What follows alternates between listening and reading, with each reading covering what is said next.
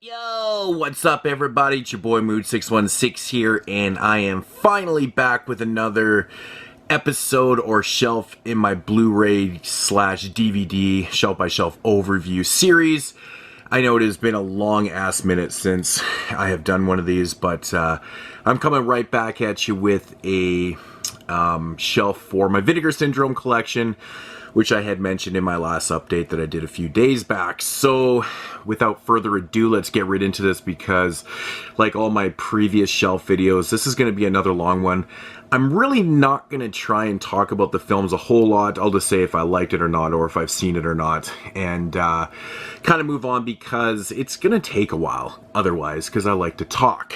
So again, without further ado, let's get right into this.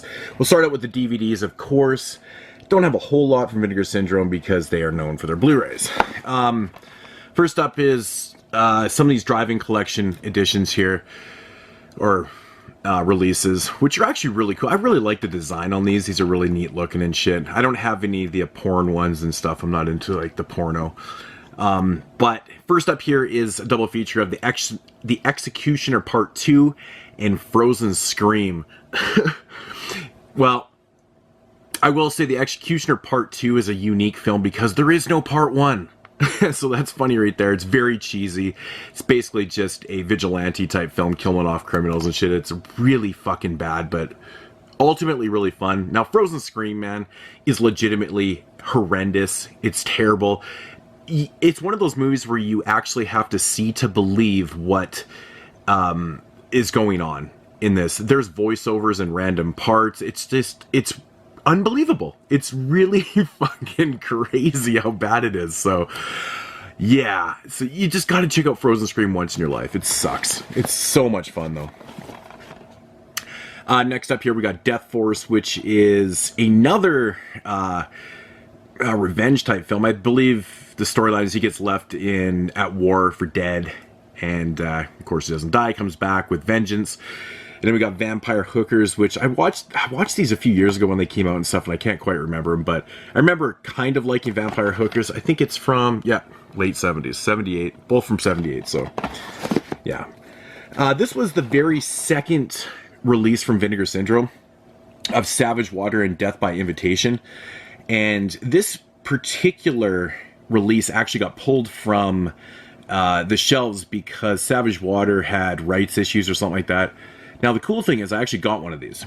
And the only reason why I ended up with one of these, I was at Cinema Wasteland a few years ago at the Vinegar Syndrome table, and they had the last of their pressings for sale there. And I actually got the last one.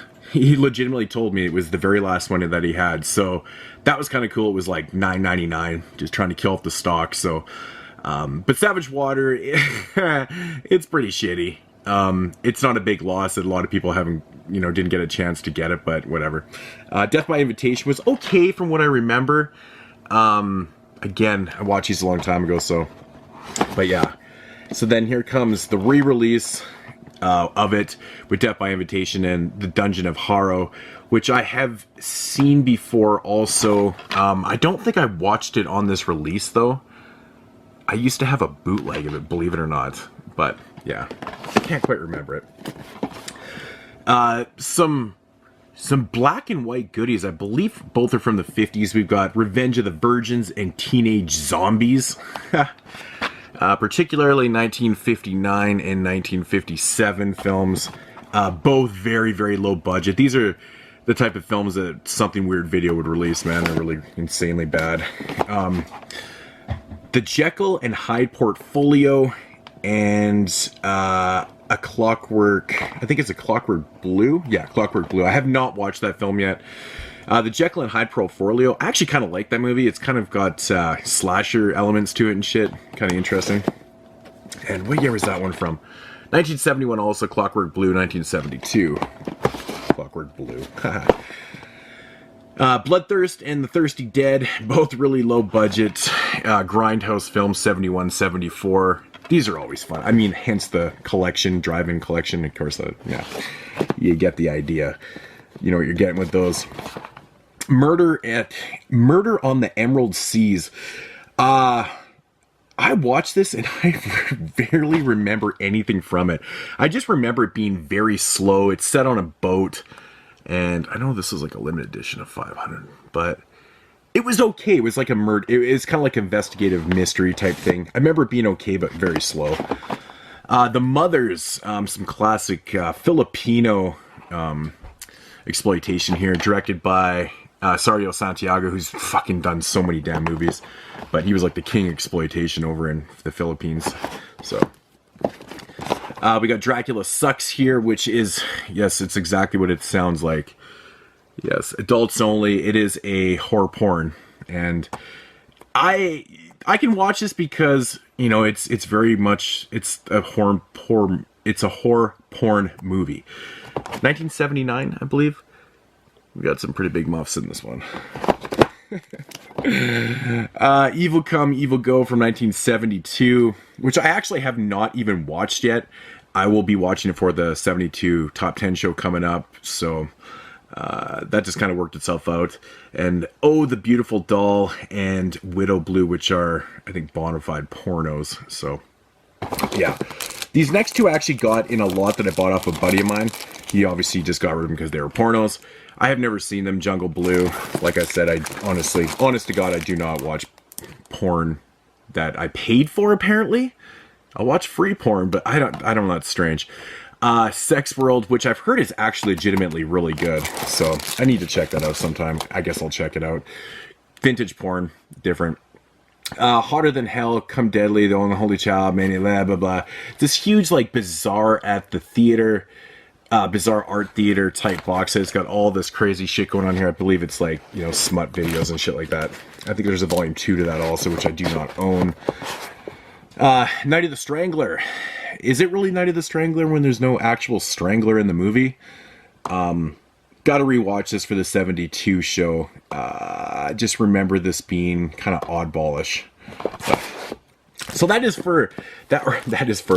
is my massive DVD collection for Vinegar Syndrome. But of course, moving along into the Blu-rays, which is much, much larger.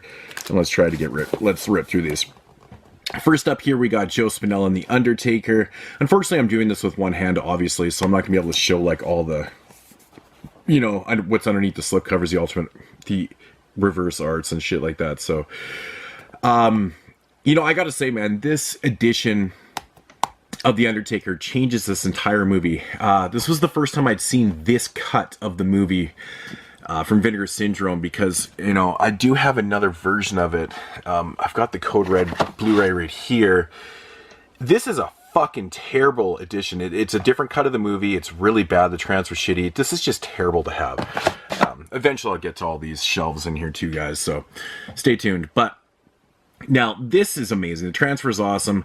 The movie's still not top shelf, but it's a big step up from the Code Red version.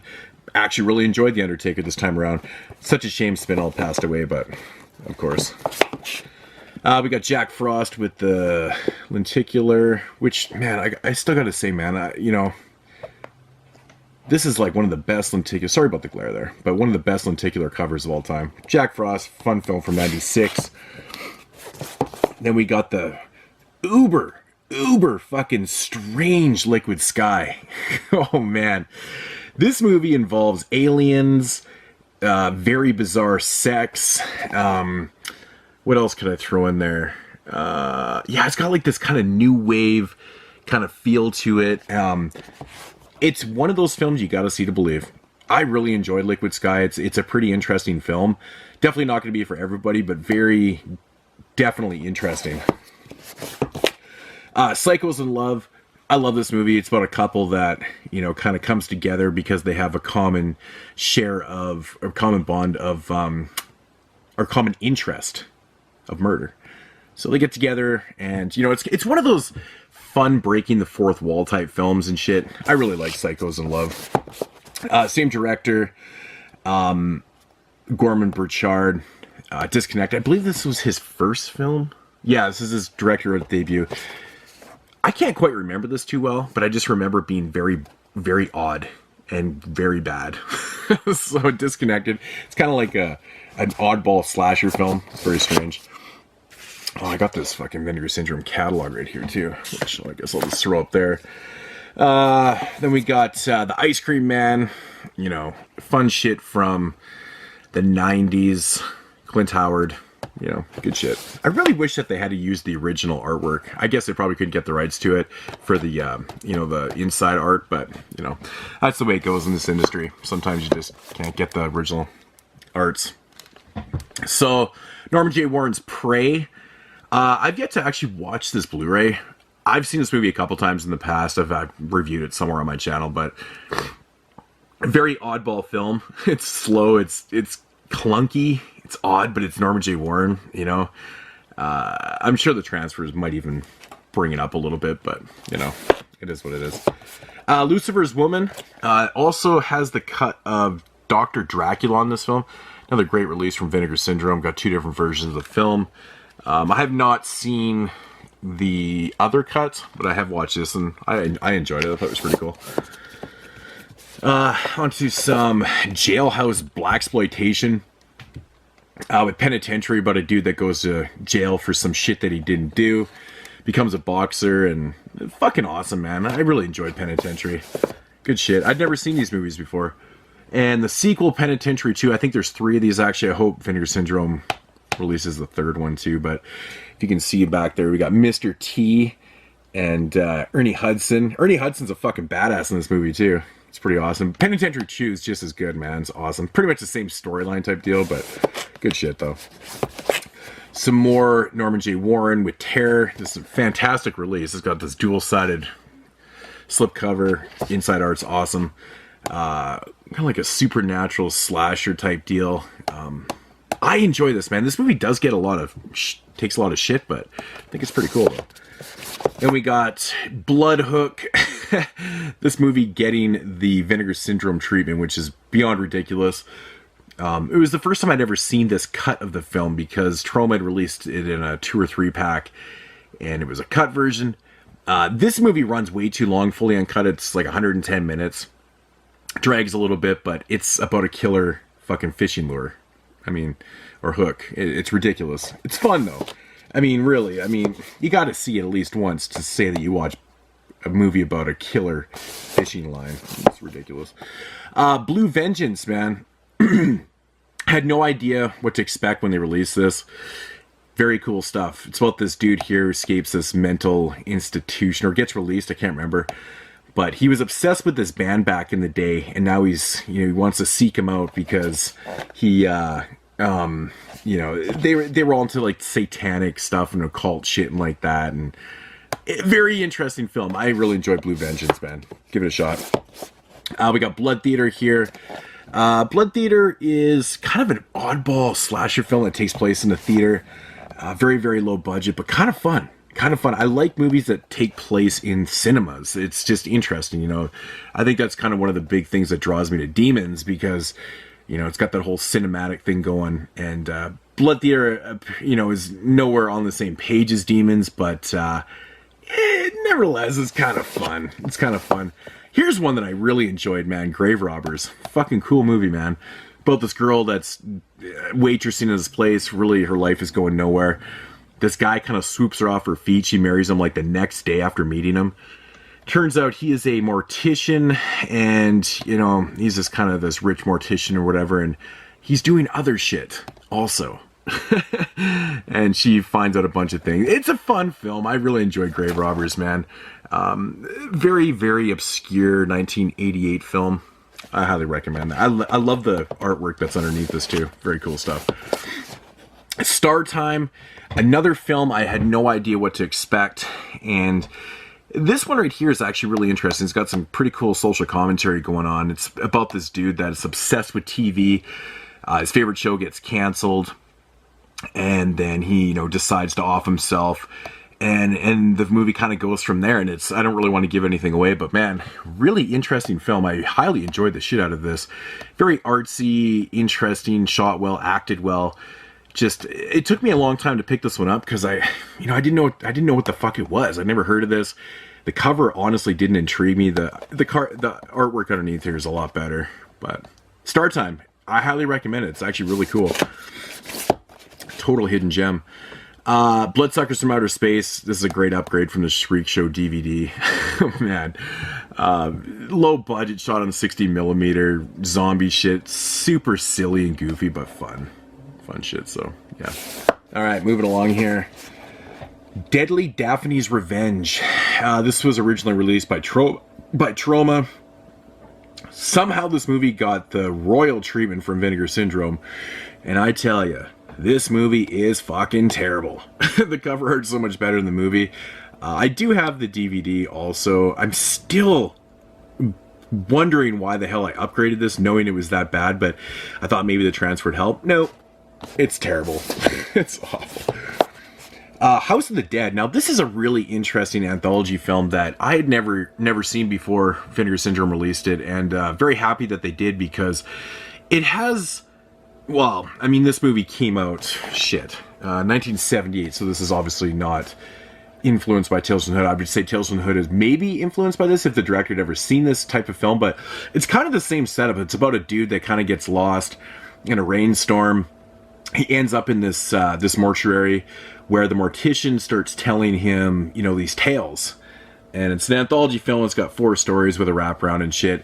And it's kind of very similar to Tales from the Hood, you know. It's kind of the same type of deal, where, you know, but different, obviously. This one definitely doesn't have the social commentary that the one does either. But I really enjoyed this, though. The House of the Dead was fun, man. You know, some shorts are better than others, but overall, very entertaining. Dear Dead Delia. It's a great film, man, about a girl that gets released after killing her family something like 30 years later, or 40 or 30 or 40, I don't know. Anyway, she gets a job working in this big rich house as a maid or something, and of course people start getting picked off one by one, and she's the obvious suspect considering her history. And it's a good film. I actually really enjoyed this. Thought it was very, very decent. The Dead Come Home / the House on Tombstone Hill, aka Dead Dudes in the House. Another film released by Troma back in the day that got the royal treatment here from Vinegar Syndrome. It's a fun movie, dudes. I just, you know, it's nothing mind-blowing or spectacular or anything. It's just a fun-ass, silly film about these people that are these guys that are, or this group of friends that are going to go fix up this house. And of course it has a little bit of a history, and yeah, leave it there. It's fun. Body Melt, Exploitation classic. I absolutely fucking love Body Melt. I love melt movies in general. Street Trash, one of my favorites. Body Melt is an oddity. It's definitely a very strange film, but definitely worth your time for checking out. It's good shit, man. It's fun. And I gotta say, man, this slipcover, man, oof, that's some good shit right there. Wonder Woman, I still have not checked this out. I talked about this, or showed this one in my, not my last, but my previous update from a couple months back. And I still haven't gotten around to check it out. But I will sometime. Looks kind of cool. Same with Shot. I have not checked this one out. I think this is like a school film or something like that. I can't remember the story with it, but it does, yeah, motion picture produced at the University of Illinois. So yeah, cool. I gotta check that out sometime. This one right here, Memories with a Miss Aggie. I believe it is kind of a porn style type film, thriller, but it does sound pretty interesting though. Death by Temptation, I still again have not checked out the transfer on this, which I really need to, because the DVD released by Troma is just trash bags. It's dubbed as the director's uncut version, but then the swearing is literally beeped out in the release. Like, are you fucking with me? So it's got a very early Samuel L. Jackson performance in it, directed by James Bond III. Love that. But nevertheless, it's not a great movie, but I still need to check out that transfer. Blood Harvest, speaking of mediocre type films with Tiny Tim, it's definitely entertaining, not a great film, but definitely worth owning, apparently for myself twice, because I do have the 88 Blu-ray. I wasn't actually even going to pick this up, but I was like, you know what, it's Vinegar Syndrome, I might as well. So, yeah, Blood Harvest. It's all right. The Killing Kind, which is a really, really underrated film. This was released by Dark Sky Films, I believe, years ago. About a young high school, younger, whatever. He gets out of the nut house, and you know, shit starts going down. It's kind of like one of those, you know, those mother-son type films. Let's put it that way. It's really interesting. Good stuff, though. Don't hear many people talk about that one. The Incubus. Yes, the supernatural rapey penis movie from 1982. Awesome film. Love it. Absolutely love The Incubus. It's great stuff. Sudden Fury. I just posted this. I actually talked about this one in my update a couple days ago too, but great exploitation here.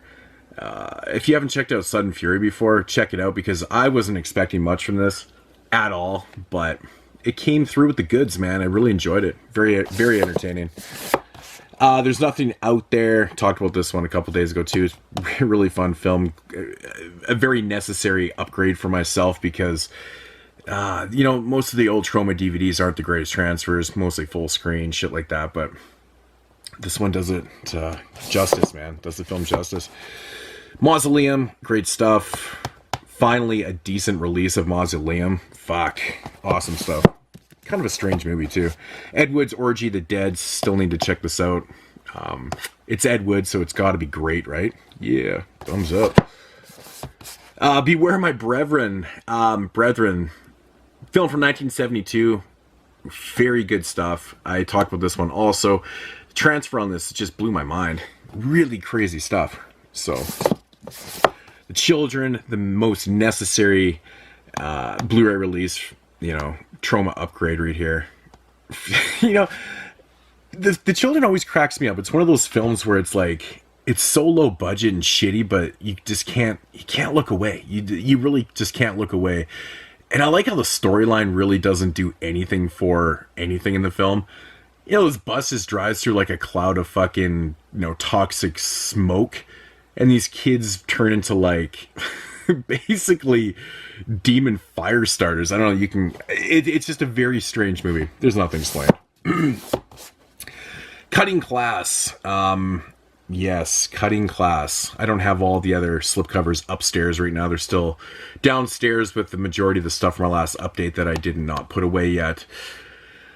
But it's fun, man. You know, early Brad Pitt stuff, Joel Schulen, slasher film. It's fun. The Uninvited. Gotta love it, man.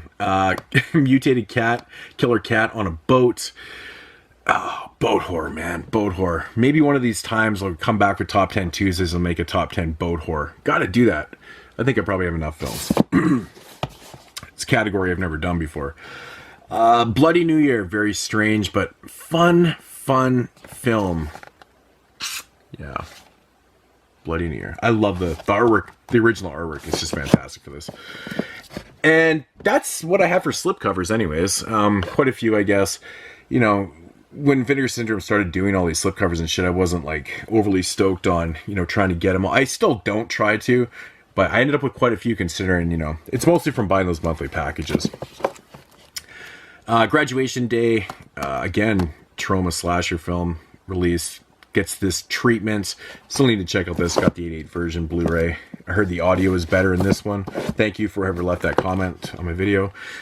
Death Machines, super fun film about this evil genius that basically creates these death machines by injecting them with this serum that turns them into like zombie fighters. Pretty cool.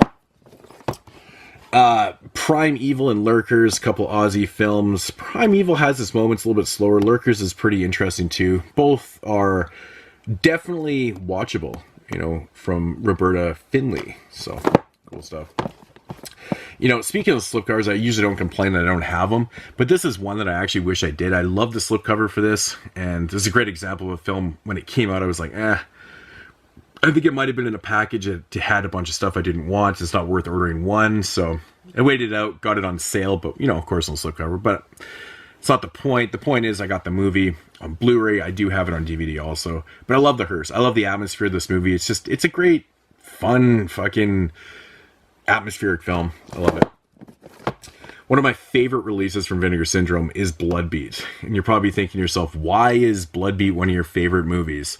It's not exactly one of my favorite movies. It's just the simple fact that this movie got released on Blu-ray. And for how bad and quirky and fucked up it is, it's really shitty.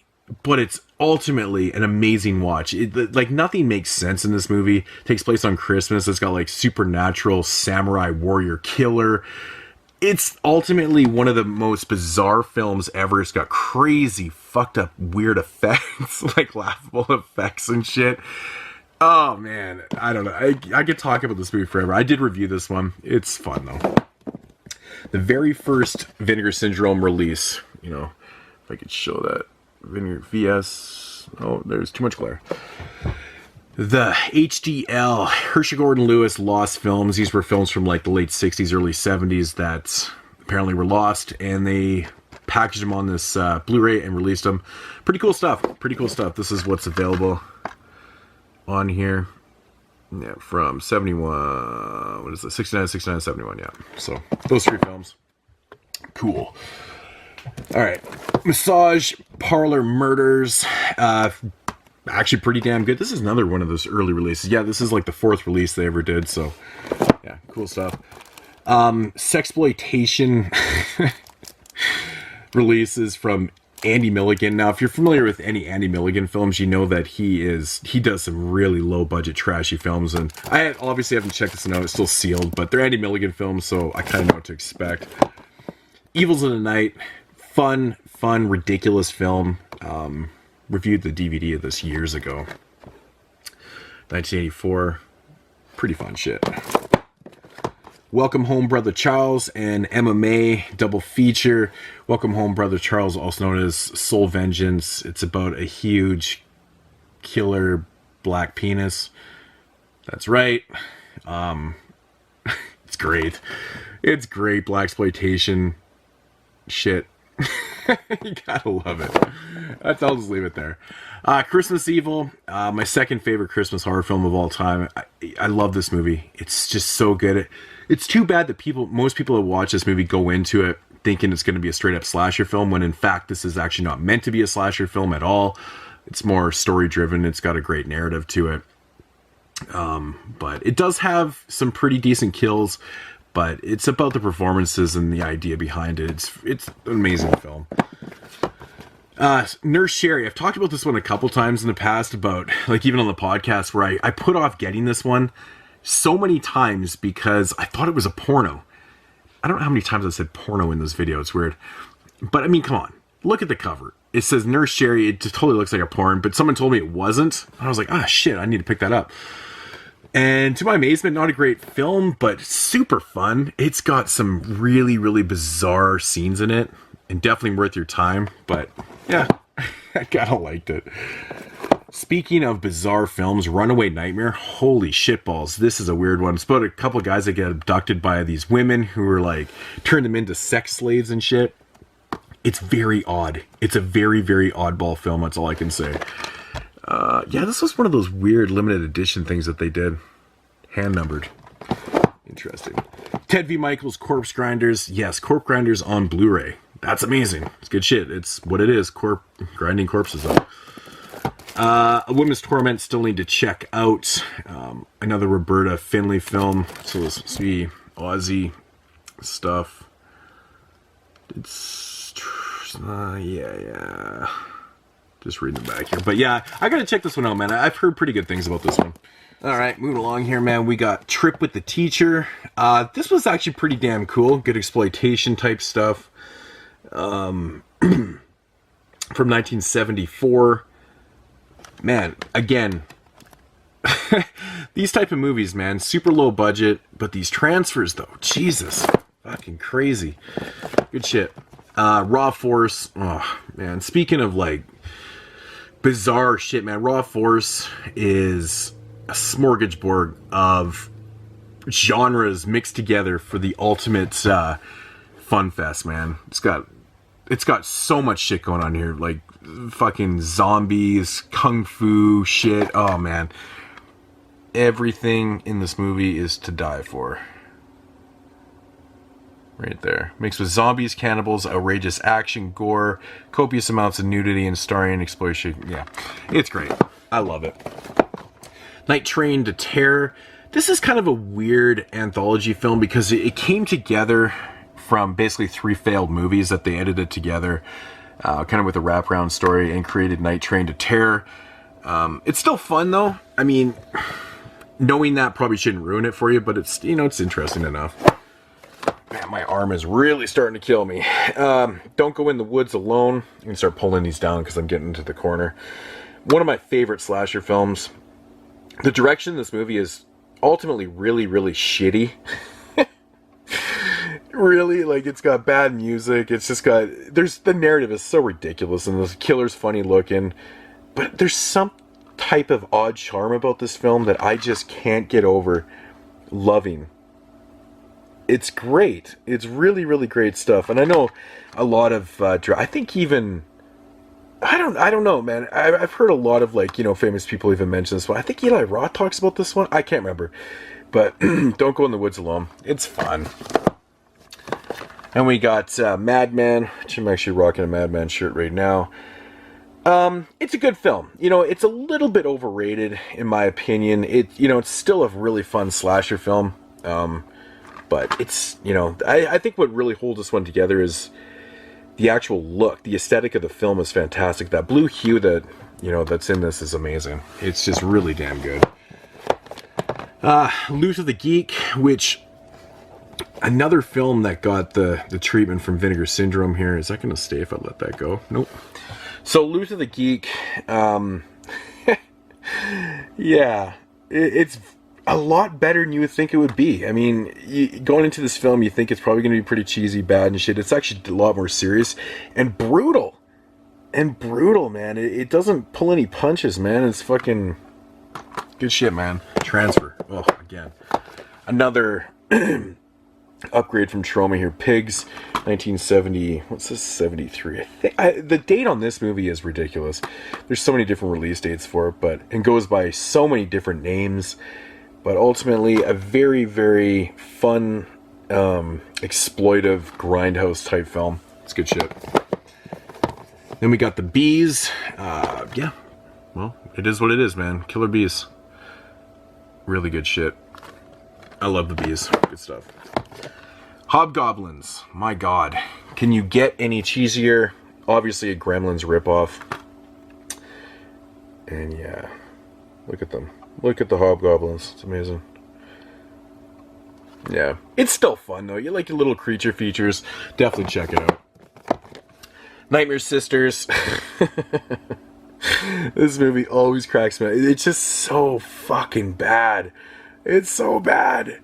But the beauty of this movie is that it stars Leanna Quigley, Brinke Stevens, Michelle Bauer, all your famous low-budget scream queens of the 80s. You know, lots of nudity, stupid storyline, but man, the dialogue and the way this shit's edited is so fucking funny to me. Nightmare Sisters, it's... Look at that. Those stills are just selling it, right? Speaking of Leanna Quigley here, man, we've got Murder Weapon, Deadly Embrace. These are more... I would say erotic thrillers. I think it even says that on the back somewhere.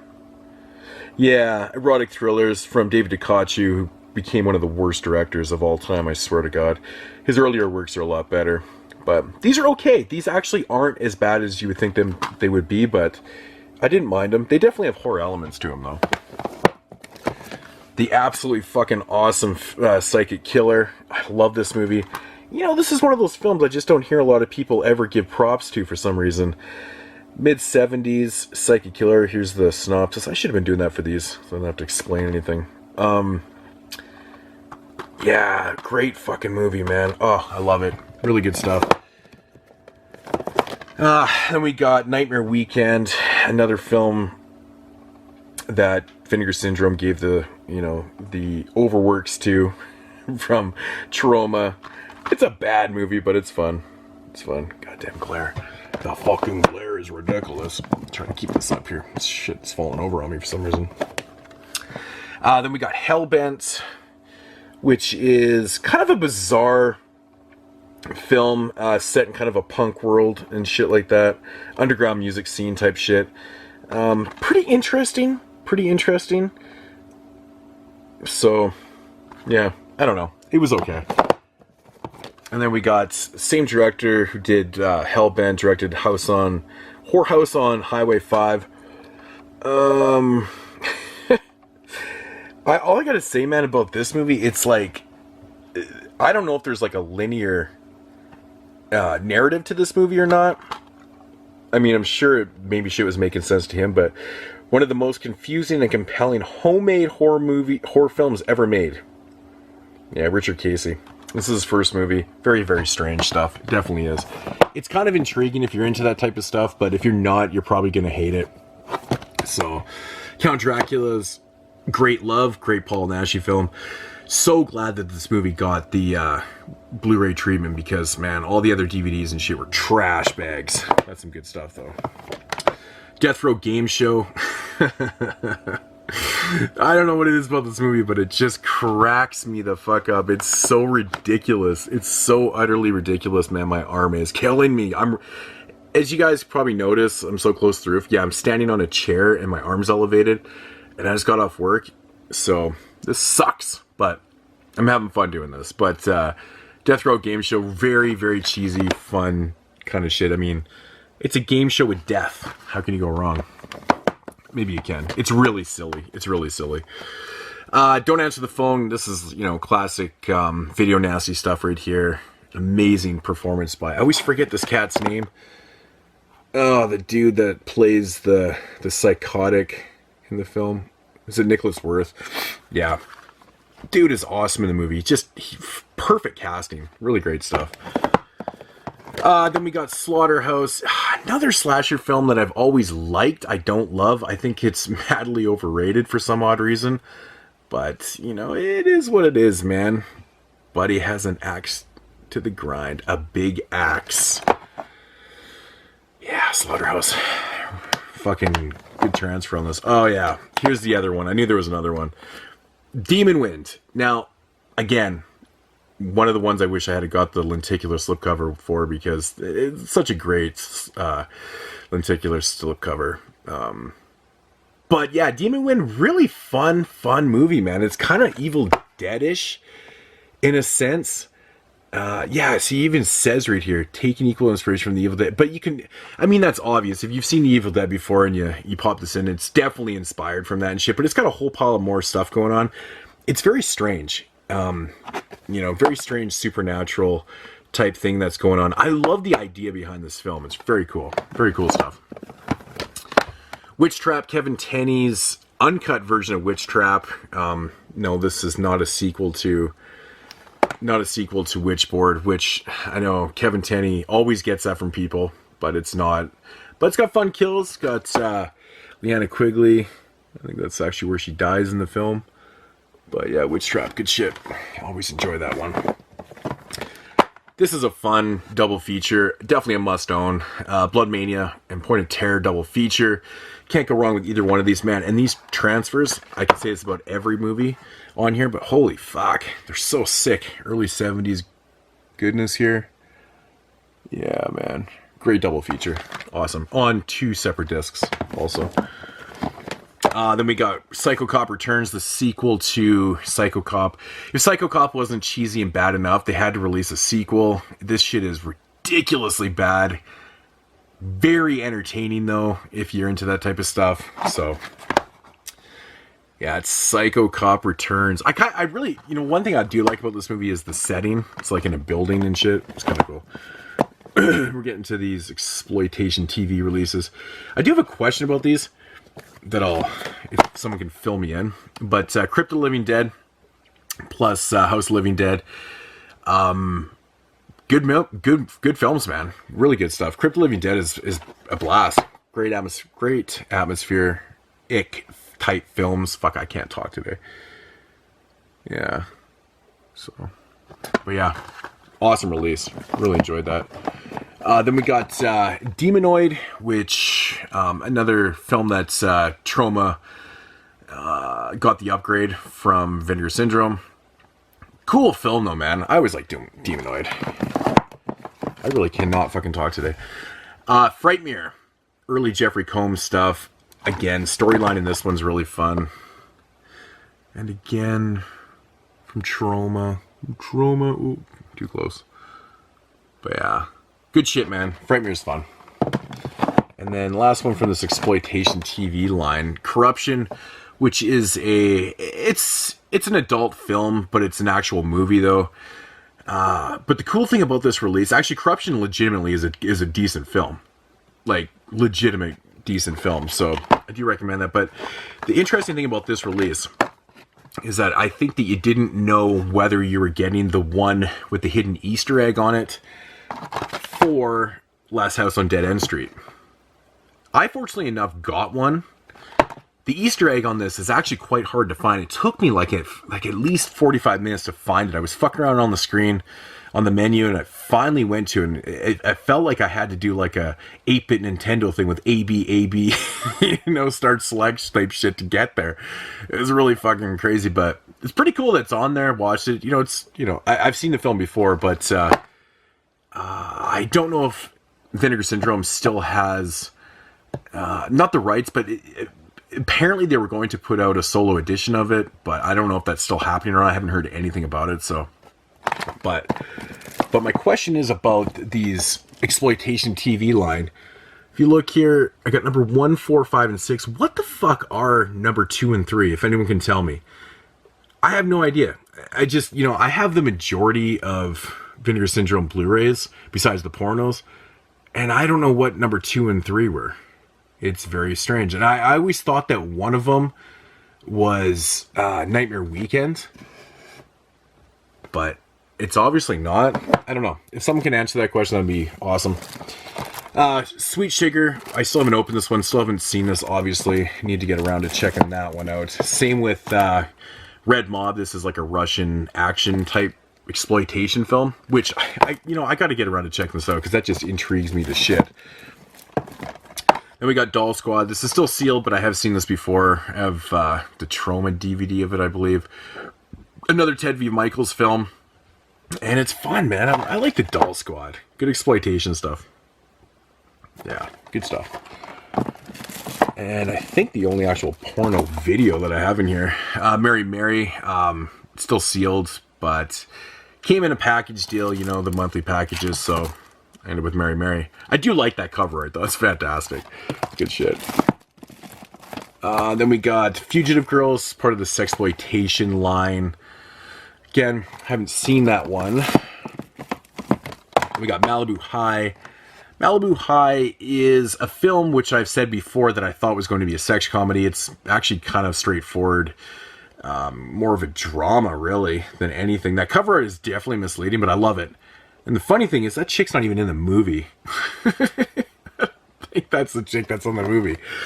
It's kind of funny, but got a very interesting ending. Some Blaxploitation here at the end. We got Dolomite, Rudy Ray Moore. Classic Dolomite. I absolutely love everything Rudy Ray Moore has ever done. The dude is just, he's one of the best ever. Can't go wrong with Mr. Rudy Ray himself. The Human Torpedo, shit, man, this movie makes me laugh. It's so fun. I love the fact that, like, Rudy Ray Moore would always mix in this kung fu shit into his Blaxploitation films, and it didn't matter what storyline it was, he was always kung fuing it up. It's hilarious, man. Good stuff. Then we got Petey Wheatstraw, The Devil's Son-in-Law. This is actually really cool, man. This is pretty fun. You know. Yeah, here we go. There we go. Yeah, good shit, man. Petey Wheatstraw, good stuff. And actually, probably my least favorite of the films that Vinegar Syndrome has released. I wish they would get the rights to all the other Rudy Ray Moore films, but Disco Godfather, which came out in 1979, obviously capitalizing on disco music of the times because, well, it's 1979, so. But it's fun. It's just, it gets a little bit tedious at times, I think, with, you know, certain scenes go on way too long and shit, so could probably use an edit. The Candy Tangerine Man and Lady Coco. Double feature. I have yet to watch Lady Coco, but the Candy Tangerine Man is fantastic. Really, really great film. Early Blaxploitation stuff. But yeah, great films. And last up for this Vinegar Syndrome shelf is Sweetback's Badass Song. Yes. Directed by Melvin Van Peebles, starring himself. Great movie. Actually, awesome fucking movie from 1971. And yeah, kicking off that Blaxploitation era. Good shit. So, yeah, so that is the Vinegar Syndrome shelf. I'm not sure how long this video went on because I had to stop it a couple times because my arm just about fucking fell off, not gonna lie. But yeah, so that's the Vinegar Syndrome. You know, one of my favorite labels out there. I think not only do they put out very interesting films for the most part, but it's the work they put into them. It's the transfers, the features, you know, the slip covers, every release has reversible artwork. Like, they're really doing everything that us collectors want in a release. I don't know how you couldn't love this company. They're amazing. So, but yeah, I think next maybe we'll go to some documentaries and just kind of work my way down these shelves. And hopefully I'll be back very, very soon with another shelf by shelf. Peace out, guys. Deuces!